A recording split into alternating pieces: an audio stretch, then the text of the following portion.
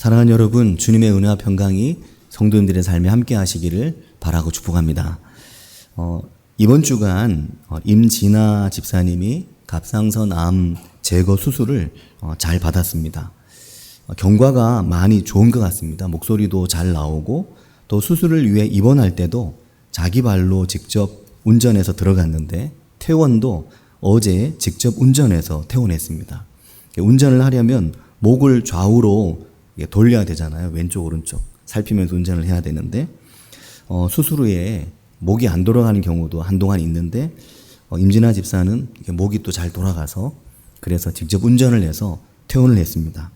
병원에 들어갈 때는 두려움이 많았던 것 같습니다. 아무 일 없는 듯이 말했지만 SNS에 올려둔 글을 보니까 두려움이 많았던 것으로 보여집니다. 그런데 그 수술의 과정을 하나님과 함께 하면서 또 성도들의 기도에 힘을 얻으면서 수술을 잘 받은 것 같습니다.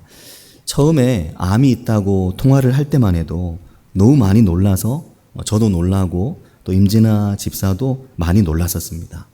말이 집사님이지 이제 올해 처음 이제 집사가 되었을 뿐더러 금방 결혼한 또 새댁이고 신혼부부이고 또 저로서는 송전 양문교회에 와서 처음 만난 청년이고 처음 교회에 적응할 때 토요일 밤마다 지금 여기 반주하고 있는 박진주 청년과 교회 몇몇 청년들과 함께 늘 교회의 모든 일을 도와주고 함께하고 아동부, 청소년부, 청년들까지 모든 사역을 함께한 아주 소중한 동역자이기 때문에 암 소식을 들으니까 지나간 일들이 필름처럼 머릿속을 스치고 지나갔습니다.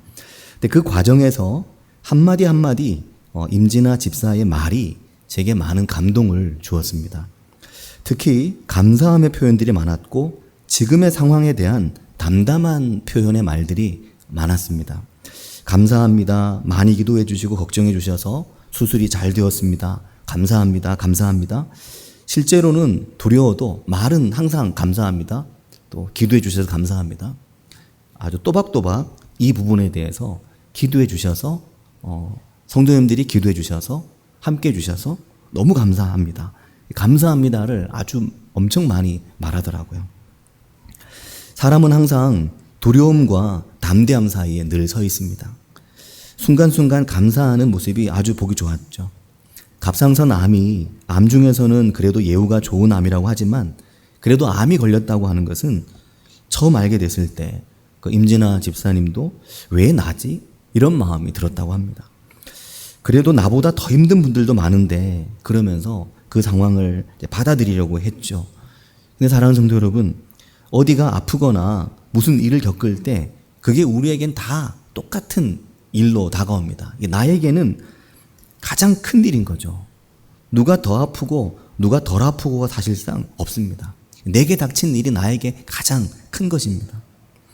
그런데 이번에 임진아 집사님이 갑상선 암 수술 과정을 지켜보면서 그리고 그 외에도 최근 몇 달 사이에 수술을 받으신 분들, 또 몸에 이상이 있어서 병원 검사를 받으신 분들, 부모님의 건강 문제로 계속해서 기도하고 있는 분들, 지난 한 주간 갑자기 많은 코로나 확진된 분들이 교회 안에 나오게 되면서 매일마다 몇 명씩 전화를 받고 또 기도를 해드리고 그러면서 그 모든 분들이 말씀과 기도로 이겨내려 하시고 또 성도님들이 서로 격려하면서 서로 괜찮다, 괜찮다 하면서 굉장히 빠르게 안정이 되어가고 크게 흔들리지 않는 것을 지켜보면서 우리 안에 함께하고 계신 하나님의 은혜를 우리의 모습을 통해서 확인할 수가 있었습니다. 그게 굉장히 은혜가 되는 한 주간이었습니다. 이번 주간 수요일, 오는 수요일 수요 예배를 통해 함께 나누려고 하는 잠언 3장의 말씀도 마찬가지입니다. 우리가 하나님의 말씀과 어떤 관계를 설정하고 어떤 관계를 이루며 살아가느냐, 우리가 얼마나 하나님의 말씀에 귀를 기울이면서 사느냐, 이게 매우 중요한 것으로 말씀합니다. 그게 관계이니까요. 얼마나 귀를 기울이고 얼마나 받아주는가, 이게 관계를 말하는 것입니다. 좋은 관계, 나쁜 관계 있지만 결국 좋은 관계는 얼마나 귀를 기울여주고 얼마나 받아주는가입니다. 특히 잠언 3장은 너는 범사에 그를 인정하라. 하나님을 범사에 인정하라고 말하거든요. 인정하라의 반대가 뭐냐면 무시하는 거죠. 그러니까 인정한다의 반대는 무시한다입니다. 내가 너를 인정해 줄게. 이 말과 반대는 내가 너를 무시할게. 나는 너를 무시해. 나는 너를 받아주지 않아. 나는 너를 인정하지 않아. 그 말입니다. 하나님은 말씀하시죠. 네가 나를 인정하면, 내가 나의 말을 받고 내 말에 귀를 기울이면, 네가 그렇게 하면 내가 너의 길을 지도해 줄게. 그렇게 잠언 3장 6절에서 말씀을 하시거든요. 그런 면에서 저는 우리 교회가 참 좋습니다. 좋다고 생각하고 좋습니다. 왜냐하면 우리 교회 성도님들이 하나님의 말씀을 향한 어떤 관심을 가지고 있는지 잘 알기 때문입니다. 그리고 그 말씀을 향해서 어떻게 나아가고 있는지 잘 알기 때문에, 그리고 앞으로 얼마나 더 하나님의 말씀과 깊이 교제하며 친밀하게 만나갈지가 예측되기 때문에, 충분히 알 수 있기 때문에 교회와 성도님들이 좋은 거죠. 말씀이 주는 확신과 말씀이 주는 신뢰가 있습니다. 그러니까 어떤 것으로도 주지 못한 확신과 신뢰를 하나님의 말씀 그 자체가 우리에게 주시거든요. 말씀 안에서만 얻을 수 있는 담대함과 소망이 있습니다. 그 소망의 곁에 함께 작용하는 성도들의 말과 다양한 메시지들이 있지만, 말씀 그 자체가 없이는 어떤 메시지도 하나님의 메시지로 정말 우리에게 다가올 수가 없는 거죠. 근데 그 소망이 말씀 안에서 나오는데, 저는 향후 우리 교회 안에 신실한 말씀의 사람들, 신실한 교회 사역자들이 감당할 수 없이 많이 나오게 될 거라는 꿈을 꾸고 있습니다. 그래서 멀지 않은 미래에 우리 교회가 성도님 한 분 한 분의 그 말씀 앞에 견고히 서 있는 믿음을 통해서 하나님이 기뻐하시는 여러 가지의 다양한 일들을 할 수 있을 것이다 하는 그런 믿음을 갖게 되었습니다. 이미 작지 않죠, 송전양문교회가. 사람들은 자꾸 저에게 송전양문교회가 작지 않다고 그렇게 예전에 말을 많이 했거든요. 아유, 목사님 교회가 뭐 작아요, 크지. 여기 모퉁이 딱 돌아오면 아주 그냥 큰 교회가 있는데 자꾸 교회가 작다고 하시냐. 그러실 때 저는 제 속으로 그랬습니다. 더 큰 교회에 있다고 와보니까, 물론 부교역자로 있었지만 더 큰 교회 뭐 이렇게 교회를 몇 군데를 거치다 와보니까 상대적으로 우리 교회는 좀 작아 보였죠. 근데 교회가 크게 보이지 않았는데 요즘엔 자꾸만 우리 교회가 굉장히 크다는 생각을 자꾸 하게 됩니다. 교회는 그대로 있어요. 근데 이 교회 안에 있는 사람들의 그 공동체가, 이 교회가 크다는 생각이 자꾸 드는 거죠. 사랑하는 여러분, 말씀의 사람, 신실한 믿음의 사람들은 하루 이틀에 만들어지지 않고 1년, 2년이나 2, 3년 안에 만들어지는 것이 아닙니다. 결코 그렇게 만들어지지 않습니다. 오랜 시간이 걸리죠. 그런데 제가 볼 때 우리 교회가 크다고 생각하고 말할 수 있는 이유는, 우리는 이미 그 오랜 말씀의 여정을 이미 오래전에 시작했기 때문입니다. 이미 수년 전에 그 말씀의 여정을 가고 있는 거죠. 지금도 부지런히 가고 있고, 지금도 열심히 가고 있고, 교회의 모든 세대 가운데 다양한 세대가 하나님의 말씀 안에서 매일 그 길을 함께 가고 있습니다. 매일마다 동일한 말씀을 같이 보고, 매일마다 동일한 말씀을 함께 묵상하며, 주일이면 동일한 말씀을 함께 나눕니다. 그렇게 가고 있죠. 때문에 교회의 미래는 우리가 상상하는 것보다 훨씬 놀라울 것이다 라는 거죠. 그렇게 생각하지 않으십니까? 저는 그런 마음이 들었습니다. 제가 거짓말을 못합니다. 제 속에 정말 마음이 안 서면 그걸 이렇게 그렇게 생각한다고 말하진 않거든요. 근데 정말 그런 생각이 드는 거죠. 심지어 잠언 3장 32절은 이런 말씀을 하거든요. 잠언 이야기를 자꾸 하면 수요일날 할 말이 없을 수도 있지만 아마 수요 예배 때는 또 새로운 말씀을 그 전에 주실 거라고 생각하고, 근데 잠언 3장이 뭐라고 말하냐면 3장 32절에 보면, 대저 패역한 자는 여호와께서 미워하시나 정직한 자에게는 그의 교통하심이 있다라고 이야기하거든요.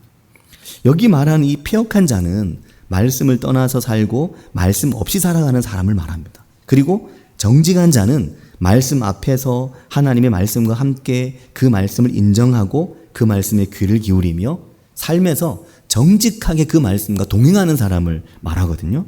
이게 단지 선한 사람, 착한 사람 말하는 것이 아닙니다. 근데 뭐라고 말하냐면, 이렇게 정직한 자에게는 뭐가 있다고 말하냐면, 그의 교통하심이, 하나님의 교통하심이 있다고 말하지 않습니까? 그의 교통하심이 뭡니까? 여기 교통한다? 이게 무슨 말인가요? 주일 예배 끝에 항상 축도할 때 우리 주 예수 그리스도의 은혜, 그리고 하나님 아버지의 사랑, 그리고 성령의 교통하심. 성령이 교통한다고 하는데 이게 뭔 말입니까? 고린도후서 13장 13절 말씀인데, 우리 주 예수 그리스도의 은혜, 하나님의 사랑, 주님은 은혜이고 하나님은 사랑이신데 성령님은 교통한다고 말하거든요. 교통이라는 게 무슨 말입니까? 친밀함을 말하거든요. 깊은 사귐을 말하는 겁니다. 성령님과 함께 친밀하고 성령님과 깊이 사귀는 걸 말하는 거죠. 지난 주간 우리가 사귐에 대한 말씀을 주일 아침과 주일 오후 예배를 통해서 함께 듣고 나누었습니다. 요즘에 이 친밀함, 사귐에 대해서 많이 생각하게 되는데 디도서가 그것을 말씀하고 있고 또 그 앞에 로마서도 그 친밀한 사귐에 대해서 말씀했습니다. 친밀한 하나님의 말씀과의 사귐, 그리고 더 나아가서 항상 하나님의 말씀과의 친밀한 사귐은 거기에서 안 끝나는 거죠. 이게 우리가 최근에 로마서와 디도서를 보면서 배운 겁니다. 하나님의 말씀과의 친밀한 사귐은 거기서 안 끝나고 반드시 한 걸음 더 가는데 누구와의 친밀한 사귐으로 나아갑니까? 교회와의 친밀한 사귐으로 나아가는 겁니다. 그러니까 하나님의 말씀과 친밀한 사람은 교회와 친밀한 거죠.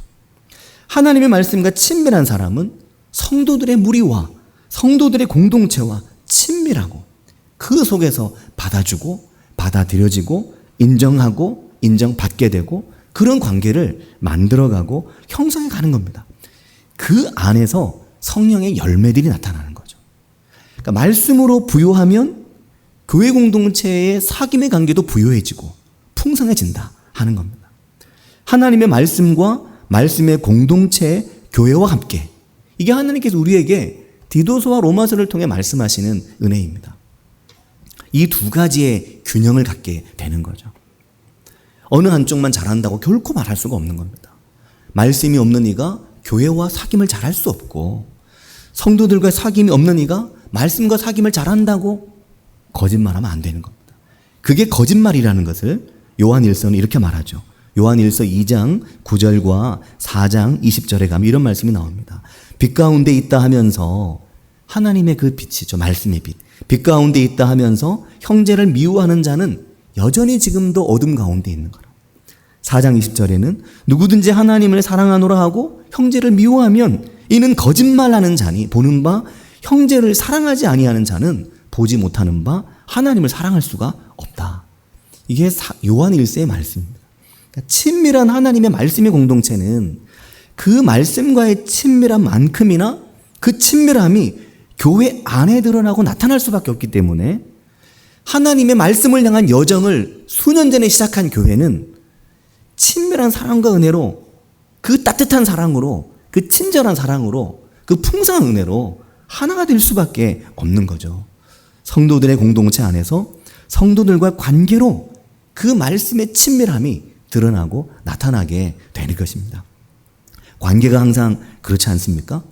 좋은 관계는 일방적으로 만들어지는 것은 아닌 것 같습니다. 좋은 관계는 항상 양방향으로 만들어지게 되죠. 그냥 일방통행은 없는 겁니다. 좋은 관계, 좋은 공동체는 항상 서로 간에 만들어지고 서로 간에 더 돈독해집니다. 물론 부모님처럼 하나님처럼 평생 사랑을 쏟아붓는 경우도 있지만 그것이 양방향인 이유는 뒤집어지는 시점이 오는 거잖아요. 바뀌는 시점이 오거든요.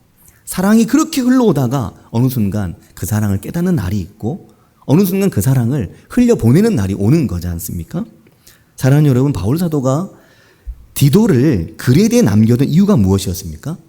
지난 주일에 이 말씀이었는데 바울 사도가 사랑하는 사역자 디도를 그레데에 남겨둔 이유는 디도서 1장 5절이 이렇게 말했죠. 남은 일들을 정리하고 내가 명한 대로, 내가 가르친 대로 각 성에 하나님의 존경받는 신실한 장로를 세우는 것, 이것이 디도에게 바울 사도가 맡긴, 하나님께 디도에게 맡긴 일이었습니다. 근데 그게 무엇입니까? 하나님의 말씀 위에 서 있는 신실한 장로들, 하나님의 말씀과 친밀하며 교회 공동체의 한 사람 한 사람을 돌아보고 살피는 일에 친밀한 그 사귐의 일에 능숙한 이들, 그 신실한 사람을 교회 안에 세우는 것, 이걸 위해 하나님께서 디도를 거기에 두신 겁니다. 그 일을 위해서 내 목이라도 내놓을 수 있는 신실한 믿음의 사람, 그들을 세우기 위해 디도를 거기 그레데에, 그 말 많고 그 욕 많이 먹고 그 문제 많았던 그 섬 그레데에 디도를 둔 거죠.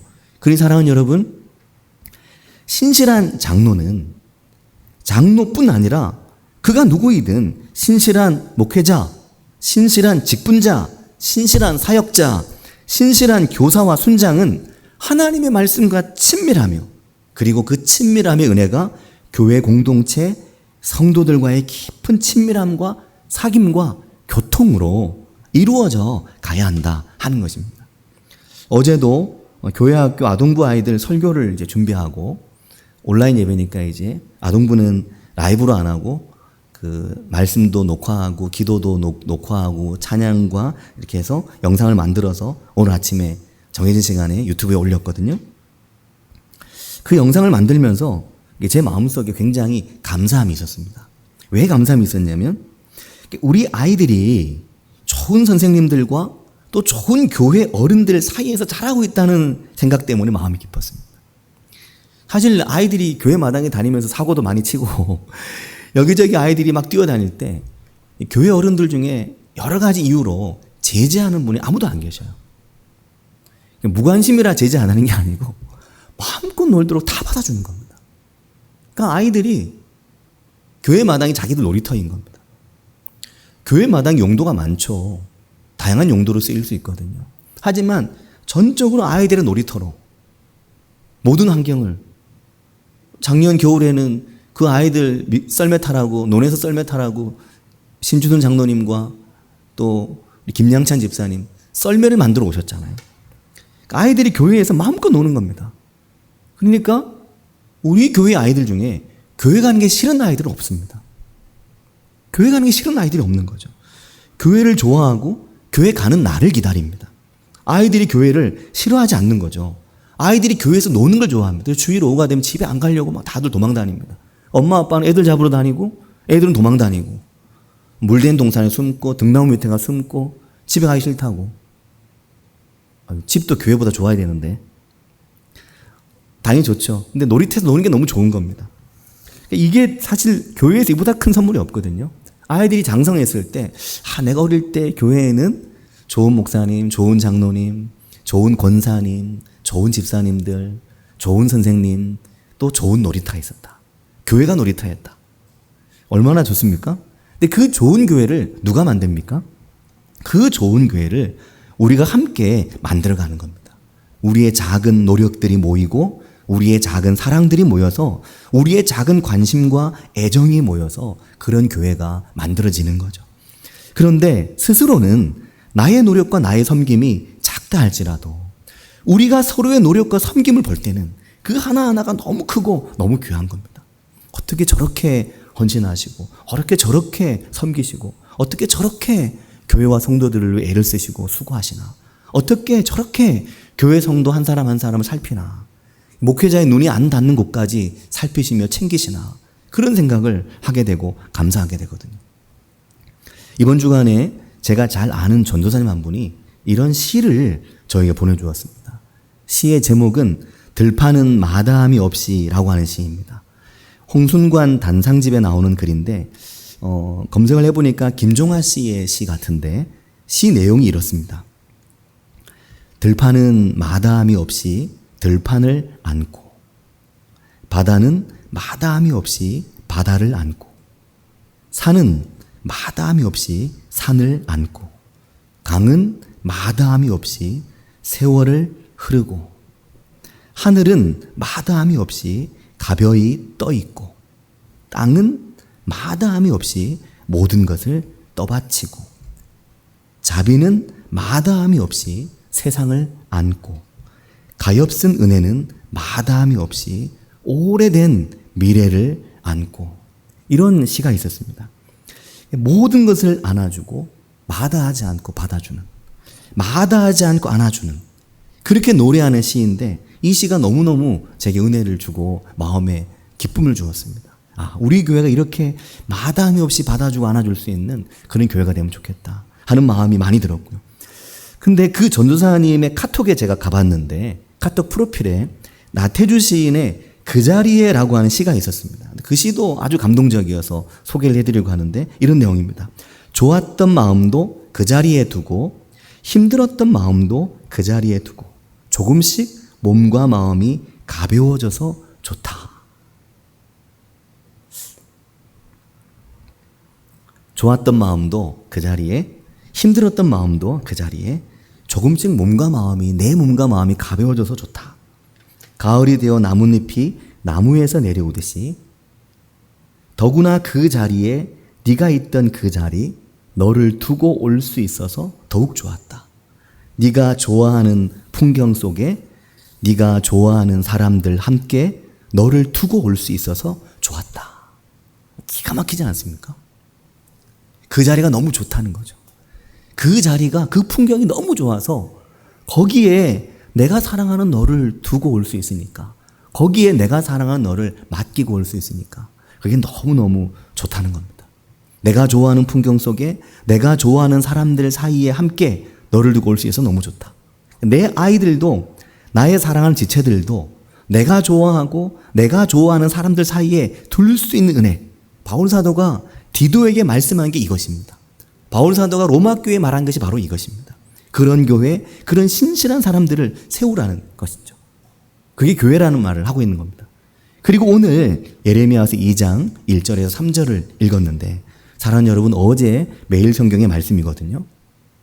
다시 여호와의 말씀이 예레미야에게 임한 겁니다. 우리가 이번 주간 예레미야 1장을 읽고 묵상했는데, 예레미야는 유다의 가장 훌륭했던 왕 중에 한 명인 요시야 왕 때로부터 시작해서 드디어 요시야의 말기에 이르면서 유다가 심각하게 기울어가고 결국 우상 숭배와 죄악 가운데 패망해 가는 가장 피폐한 그 유다의 말기에 예언했던 예언자입니다. 그래서 내 민족의 패망을 예언했어야 됐고 내 민족의 멸망을 예언했어야만 됐었습니다. 눈물의 선지자였죠. 그런 예레미야에게 하나님의 말씀이 임하면서 그 말씀을, 내게 임한 말씀을 전하고 말해야 되는데, 말씀이 임하면 그 말씀을 전하는 건데 이 말씀을 예레미야가 전할 수가 없는 겁니다. 내 백성에게, 하나님이 사랑하는 이 백성에게, 하나님이 아끼고 소중히 여긴 이 백성에게 하나님이 멸망을 말씀하시고 패망을 말씀하시니까 이 말을 못 전하겠는 겁니다. 이 말을 말할 수가 없는 거죠. 이 말을 해야 되는 내 마음이 너무나 고통스러운 겁니다. 그런데 그것을 말해야 되는 거였습니다. 너는 이 말씀을 말하라는 것이었습니다. 그런데 그 말씀 중에 오늘 말씀의 예레미야서 2장 2절에 보면 이런 말씀이 나오는 거죠. 가서 예루살렘의 귀에 외칠지어다. 가서 그들의 귀에 대고 말해줘라. 가서 그들에게 말해줘라. 뭐라고 말하냐면, 가서 예루살렘 사람들의 귀에 대고 그들의 귀가 듣도록 그 귀에 대고 말해라. 뭐라고 말하냐면, 여호와께서 이와 같이 말씀하시기를, 내가 너를 위하여 내 청년 때의 인애와 내 신혼 때의 사랑을 기억하노니 곧 씨 뿌리지 못하는 땅, 그 광야에서 나를 따랐다. 무엇을 말합니까? 그 광야로 나와서 어디로 가는지, 무엇을 해야 되는지, 여기가 어딘지도 모르고 아무것도 모르면서 나를 따라 나오지 않았네. 그렇게 나와 함께 너의 청년의 때를 보내고, 그렇게 나와 함께 너의 신혼의 때를 보내고, 그렇게 함께 시작한 그 길을 함께 나온 내 백성, 내 사랑하는 백성에게 심판을 이야기해야 되고, 이렇게 계속 가면 심판을 있다고 말해야 되는 이 고통을 하나님께서 말씀하시면서 내 백성에게 내가 너희를 얼마나 사랑하는지, 너희가 나에게 얼마나 소중했는지, 그 아름다운 날을, 그 소중했던 날을, 그 날을 기억하라고, 그 날을 기억하라고 이 이야기를 그 백성의 귀에 해주라고 말씀을 하고 있는 겁니다. 사랑하는 성도 여러분, 오늘 우리의 교회가 그 청년의 때, 그 신혼의 때를 지나가는 그런 시간들이 우리의 시간들이 되길 바라고 축복합니다.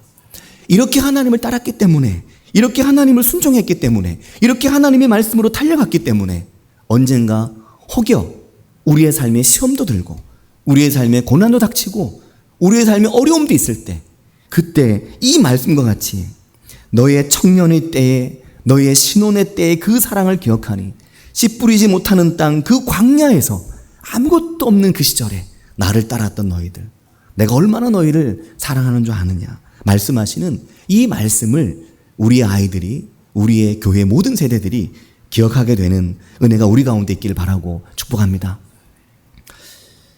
어제 성효순 권사님께서 소천하셨는데, 권사님께서 아침에 8시 20분쯤 소천하셔서 자연요양원에 갔을 때가 한 1시간 정도 지났을 때였습니다.